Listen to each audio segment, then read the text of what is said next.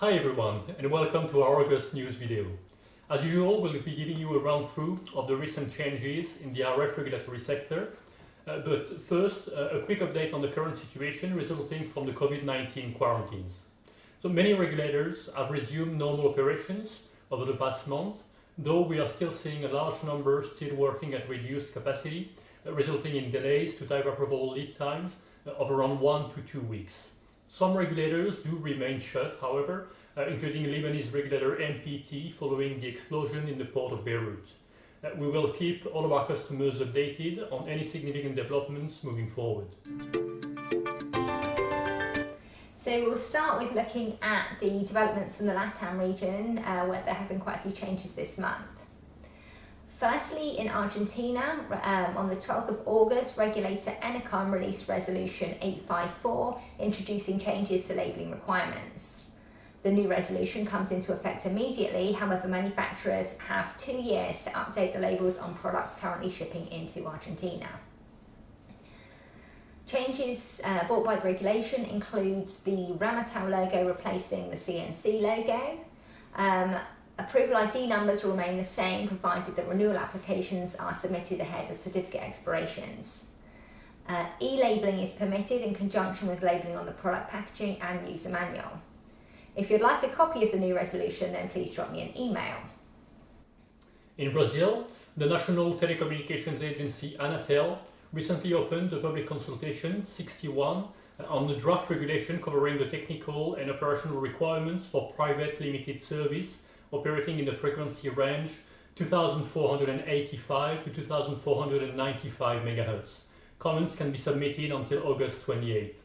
The draft regulation and instructions on how to submit comments can be found on the link attached to this video.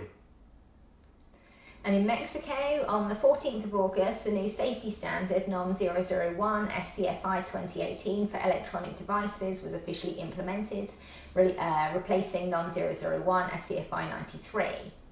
Existing approvals remain valid until point of expiry, when they must be updated to the new standards. For a detailed analysis of NOM 001 SCFI 2018, please visit our website. And finally, for the LATAM region, Peru's regulator MTC have announced a project to modify their national frequency plan and to optimize the use of the 3.5 GHz band. They are seeking comments regarding the proposal until the 5th of September. The original notice and proposal, along with instructions on submitting your comments, can be found by following the link to this video. Moving on to APAC region now. In Indonesia, regulator SDPPI have updated the accredited laboratories list, where by a paperwork a type approval application process can be followed. The updated list is in force as of the 23rd of July this year and will remain in force until the 23rd of January. The full list can be found online on SDPPI's website, showing labs which are currently accredited for both HKT and non-HKT products. By way of a reminder, SDPPI classify HKT devices as cell phones, handheld computers and computer tablets. All other product categories are classified as non-HKT devices. Both lists of accredited labs are now consolidated into a single regulation. There are currently 16 labs on the HKT list, reduced from 33, and 72 labs on the non-HKT list, reduced from 150. Test labs issued by laboratories on the accredited labs list can be used for a paperwork approval process in Indonesia, with no local RF or EMC testing required. If the test lab for a product does not feature on these lists, then local testing will be required to facilitate your SDPPI approval.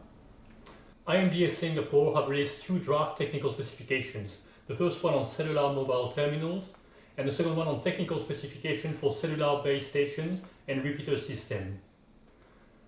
These revisions update the existing technical specifications for cellular base stations, repeater systems and mobile terminals, including the addition of 5G technology specifications, changes in radio frequency electromagnetic field safety, and revisions to the conformance checklist.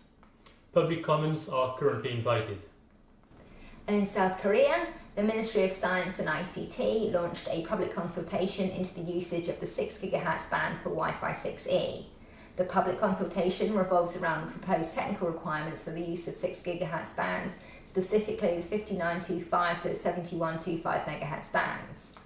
Technical requirements proposed include frequency bands, bandwidth, power density, frequency tolerance, and permitted frequency deviation. The public consultation closed on the 24th of August, and we are awaiting further news. We will, of course, keep customers updated as soon as this is published. Onto the EMEA region now. So firstly, in Botswana, the regulator BOCRA have recently removed the validity period of their approval certificates. New approvals are now valid indefinitely.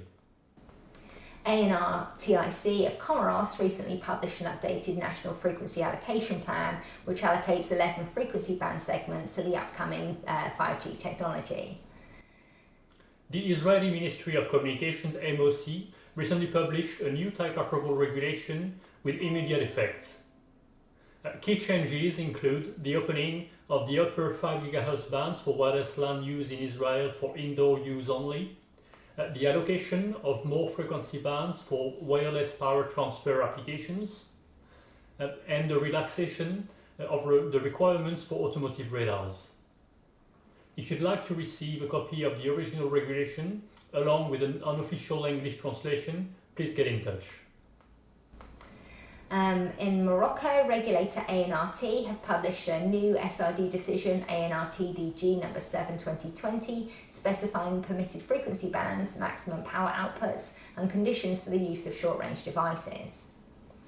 The new decision covers requirements for a range of SRD technologies, including inductive applications, Bluetooth, Wi-Fi, automotive radar, wireless microphones, and NFC, among others.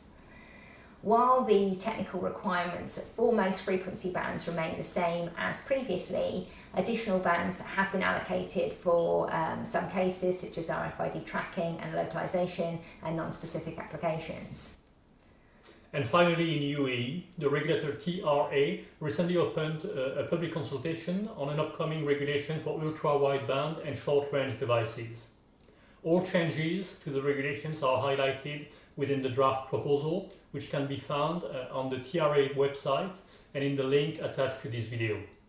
The key changes put forward as part of the public consultation include changes to the power limits for inductive applications, the removal of certain SRD bands for railway applications, and changes to the requirements for radar applications operating on the 24 to 24.25 GHz, 57 to 64 GHz, and 77 to 81 GHz bands. The public consultation opened on 13th of August, and comments can be submitted online until the 17th of September. It's not known when TRA will publish the final regulation, but we anticipate that it will be in Q4 this year. So that's it for this month, but if you have any questions or would like to receive copies of any of the new regulations referenced in this month's update, then please do get in touch.